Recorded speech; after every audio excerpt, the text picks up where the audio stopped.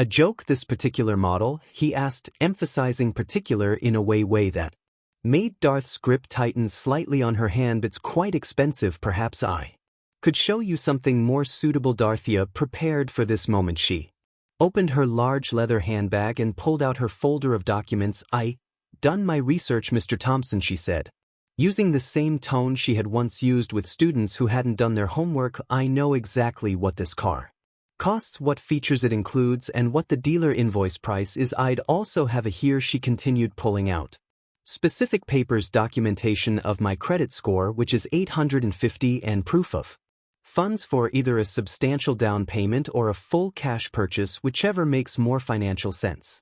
Brad's face reneged slightly, but instead of apologizing or changing his approach, he took a step back. I'm actually quite busy with other customers right now, he said, though Dolores could clearly see the young couple from earlier had left.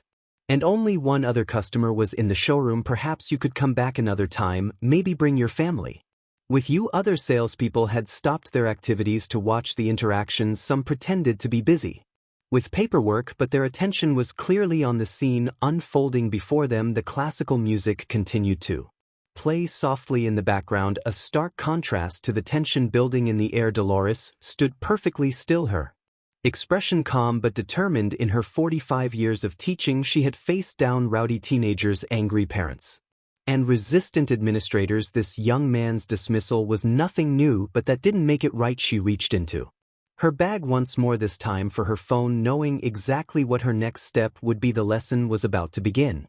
Though not the kind she used to teach in her classroom, Dolores's fingers moved swiftly over her phone screen, pulling up the contact she needed before she could make the call. However, the showroom's atmosphere shifted. A tall man in an expensive gray suit emerged from a back office, walking quickly toward her. His gold name tag identified him as Richard Bennett, general manager. Is there a problem here, Mr. Bennett asked, his voice carrying across the quiet showroom. He looked between Dolores and Brad, who was still standing awkwardly a few feet away.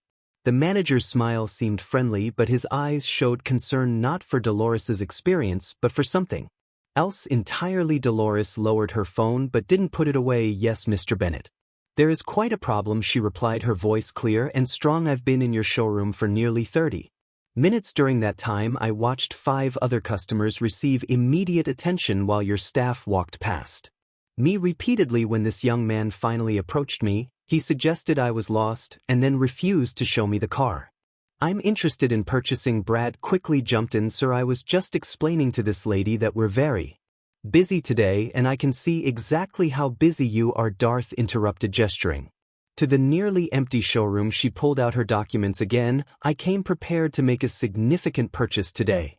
I've been a mathematics teacher for 45 years, Mr. Bennett. I understand numbers very well, including the ones on this price stack. The manager's face shifted through several expressions: surprise, embarrassment, and finally what looked like calculated concern. He moved closer, lowering his voice. Ma'am, why don't we step into my office? I'm sure we can sort this out. Perhaps we could look at some of our other models that might be more comfortable for someone of your experience. Dolores felt a familiar fire rising in her chest, the same one she felt decades ago when facing discrimination in her early teaching years. She stood straighter, her full height barely reaching the manager's shoulder, but her presence somehow filling the space. Mr. Bennett, she said, her voice now carrying the tone that had quieted rowdy classrooms for nearly half a century. I don't need to see other models. I've done my research. I know exactly what car I want, what it costs, and what it should cost you. What I'm not sure about is whether you understand who you're dealing with. She raised her phone,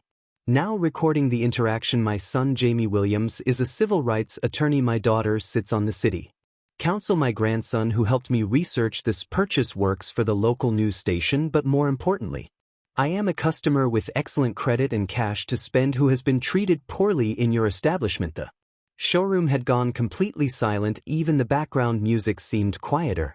Other salespeople had stopped pretending to work and were watching openly now. Brad had taken several steps back, his face pale. Mr. Bennett's professional smile faltered. Now, Miss Williams. Dolores supplied firmly. Dolores Hernandez, the same Dolores Hernandez who was among the first black teachers to integrate the city's schools in 1963, the same Dolores Hernandez who has Spent 45 years teaching young people that their worth isn't determined by how others see them but by their own capabilities and character. She paused, letting her words sink in, then she continued, her voice softer but no less powerful. I came here today to buy a car. Mr. Bennett, a specific car. I didn't come for excuses, suggestions about more suitable vehicles, or to be treated like I'm lost or confused. I came as a customer with money to spend in excellent credit. The question now is not whether I can afford your cars, whether your dealership deserves my business. The recording was still running on our phone, capturing every word through the showroom windows. Dolores could see other customers arriving, some pausing to watch the scene inside. Mr. Bennett's face had lost its condescending smile, replaced by something that looked more like genuine worry. Dorothy knew this moment well. It was the same one she'd experienced countless times in her classroom when a student finally realized they had severely underestimated both the lesson and the teacher. She waited patiently, her phone still recording, ready to hear what the manager would say next. The real education was about to begin. Mr. Bennett glanced nervously at Dolores's phone, which was still recording, then at the small crowd of customers gathering outside the showroom windows. His mind raced through different scenarios, none of them good for the dealership. He'd been in the car business for 20 years, but this situation was quickly spinning beyond his control. M. Williams, he began, switching to his most professional voice. Please let me personally assist you today, Brad. You can return to your other duties. Brad quickly walked away, clearly relieved to escape the situation he had created. Mr. Bennett gestured toward his office. Shall we discuss this somewhere more comfortable? Dorothy shook her head firmly. No, Mr. Bennett, we can discuss this right here. I've already spent enough time being invisible in your showroom. I won't be moved to a back office now that